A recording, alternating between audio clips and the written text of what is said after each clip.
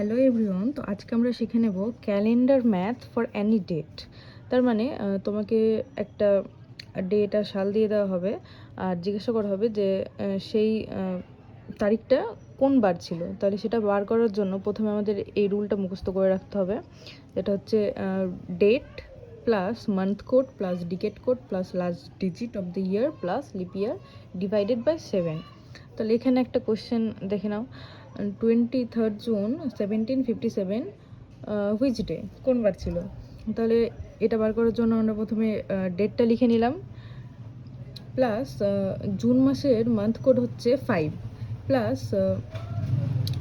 1757-এর decade code হচ্ছে 4, plus তোমার last digit of the ইয়ার 57, এটা লিখে নিলাম, প্লাস 1757 পর্যন্ত কতগুলি লিপ ইয়ার ছিল সেটা বার করার জন্য আমরা এটাকে 4 দিয়ে ভাগ করে নেব, মানে লাস্টের ডিজিটটাকে। তাহলে 4, 14, 56, এখানে আমরা 14 লিখে নিলাম।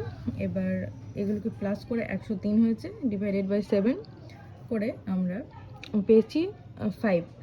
আর এবার এটাকে ডে কোডে কনভার্ট করতে হবে। তাহলে 5 মানে হচ্ছে আমাদের Thursday. This is the answer. তাহলে 23rd জুন 1757 ছিল থার্সডে, বৃহস্পতিবার।